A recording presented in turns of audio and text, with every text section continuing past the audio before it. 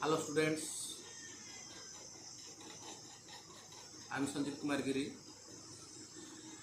This is my YouTube channel.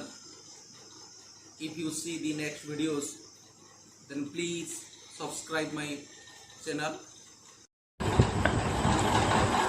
Today I have discussed about voltage divider method, voltage divider bias. Using voltage divider bias method for the transistor biasing in C configuration. So look at the figure. This is the figure. This is the transistor in C mode. C mode means common emitter configuration mode.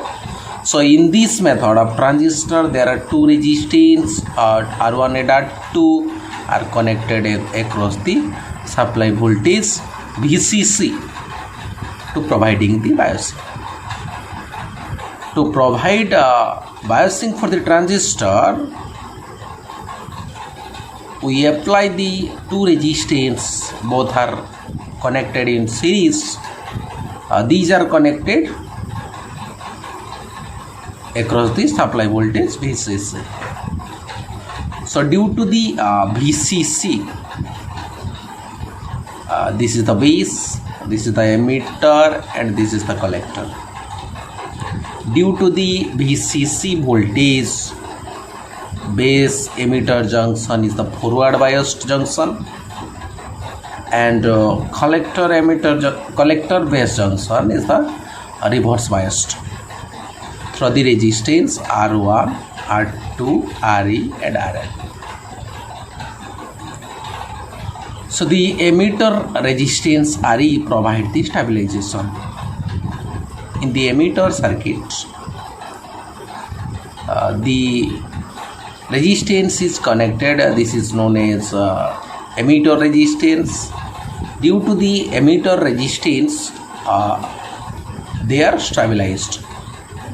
This circuit is also known as voltage divider bias because potential divider formed by the resistors R1 and R2 bias the transistor. This circuit is also known as, circuit is also known as voltage divider bias because the potential is divided. The potential is formed divider due to the resistance R1 and R2. Look at the figure. If R1 is the resistance, then the current flowing through the R1 is I1. Similar case for the R2. R2 is the resistance, but in this case the same current I1 is flowing. If I1 is the current flowing through the resistance R1, then the current flowing through the resistance is also I1 because in this junction the base current is very small. So the current flowing through the R1 is equal to the current flowing through the R2. So the voltage VCC equal to, we know that voltage V equal to IR. So in this case current is I1, but the two resistors are connected in series, so the equivalent resistance is R1 plus R2. In this case current is I1, so VC is equal to I1 into R1 plus R2. So implies that I1 equal to VCC by R1 plus R2. This is the equation number 1.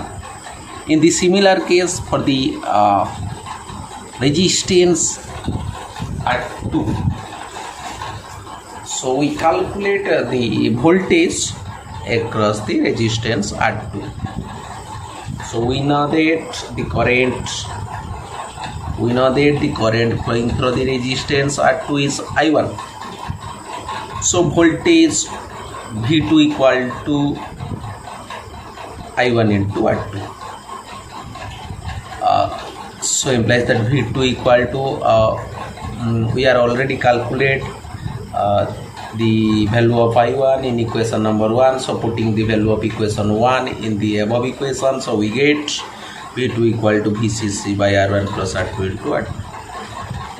So this is the equation number 2. Look at the figure and then applying Kirchhoff's voltage law. This is the second law. So in this case, if we applied Kirchhoff's law for the voltage V2 or input circuit, this is the voltage V2, and in this case it is also the voltage base emitter voltage. This is the input voltage VB. So this is the resistance RE. In this case the current is flowing, the current I is flowing. So in this case voltage is I into RE. So that we consider V2 equal to VBE plus I into RE. So locate according to the Kirchhoff's voltage law, V2 equal to VBE plus VE. V is the I into RE, where VB is the base emitter voltage, V is the voltage across RE. So putting the value of V is the I into RE. So implies that V2 equal to VB plus I into RE. So implies that V2 minus VB equal to I into RE. So implies that I equal to V2 minus VB by RE. This is the equation number 3. But from the transistor action or working of the transistor, we know that the emitter current equal to the base current plus collector current. So I equal to IB plus IC. But we know that the IB is very small as compared to the IC. So we neglect the IB. So implies that I equal to IC. So now I equal to IB plus IC. So implies that I equal to IC because IB is very small.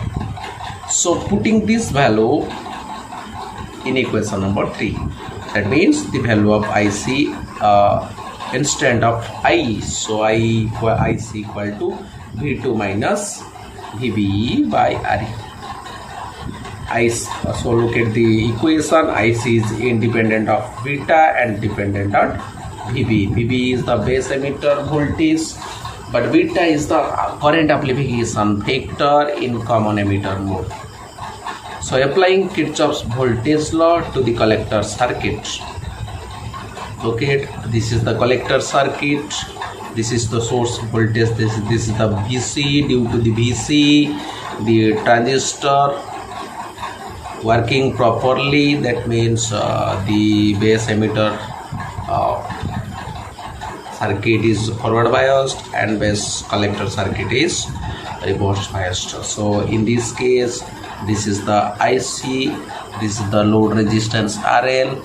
So IC into RL is the also voltage. In similar case, this is RE into I, and in this case the output voltage is collector emitter voltage. This is VC. So we calculate VC applying in this case, if we applying the Kirchhoff's second law, that means the voltage law, we get VCC equal to IC into RL plus VC, we are already discussed, plus I into RL. But we know that due to the base current is very small, we are already calculate I equal to IC. So putting the value I instead of IC, so we get VCC equal to IC into RL plus VC plus IC instead of I, so IC into RE.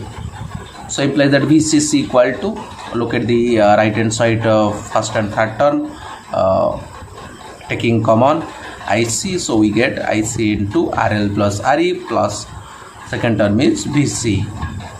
So implies that VC equal to VCC minus IC into RL plus RE, because the right hand look at this equation, and the right hand side first term is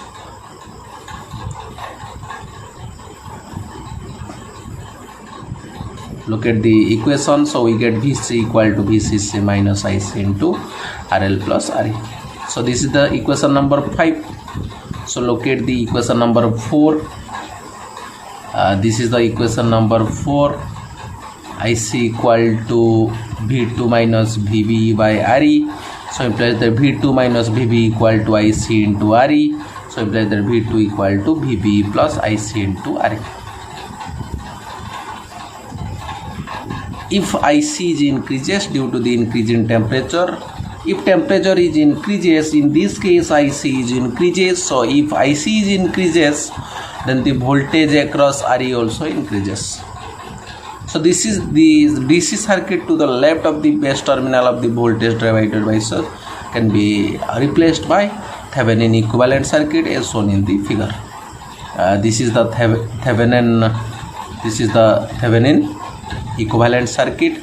This is put in the left hand side of the DC circuit. So we get Vt. We know that from the Thevenin theorem, Thevenin equivalent voltage is Vt equal to VCC by R1 plus R2 into R2. So look at the figure. This is the voltage divider bias circuit. We applying the Thevenin equivalent circuit in the left hand side of DC source. This is the left hand side.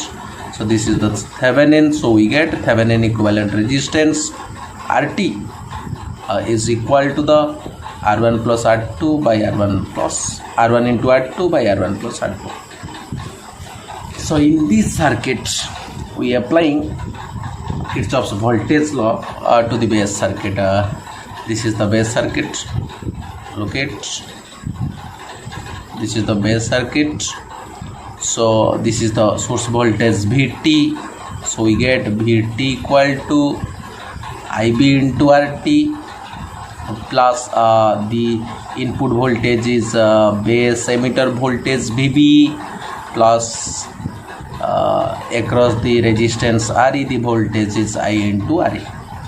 So implies that Vt equal to IB into RT plus VB plus putting the value of I, we know that from the action of transistor I equal to IB plus IC. So we get VB IB plus IC into RE.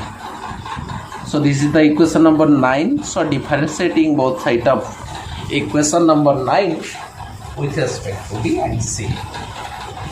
So we get left hand side is Thevenin voltage. So this is constant with respect to the IC. So the derivative of constant is 0. So left hand side is 0.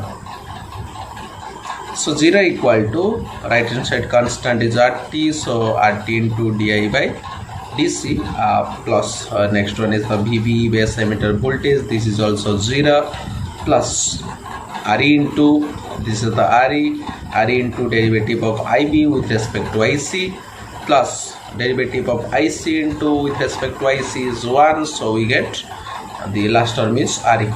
Here Vt is the constant and VB is the constant. We are already discussed. So now the above equation becomes 0 equal to look at the first and third term and taking the common dIB by dC from the two terms from the right hand side. So we get dIB by dC into RT plus RE plus the last term is RE equal to 0. So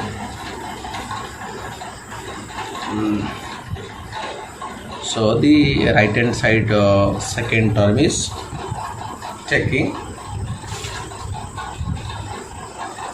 to the left hand side. So we get dIB by dic into RT plus RE equal to minus RE. So implies that dIB into dic equal to this term is divided on the right hand side term. So we get minus RE by RT plus RE, equation number 10. But we know that the stabilization factor for common emitter configuration S equal to 1 plus beta by 1 minus beta into dIB by dC. So putting the value of dIB by dC from equation number 10 in the stabilization factor or equation number 11. So we get S equal to 1 plus beta by 1 minus beta into value of dIB by this dic is the minus RE by RT plus RE. So this is the minus close. So we get S equal to 1 plus beta by 1 plus beta into RE by RT plus RE. So implies that A is equal to 1 plus beta by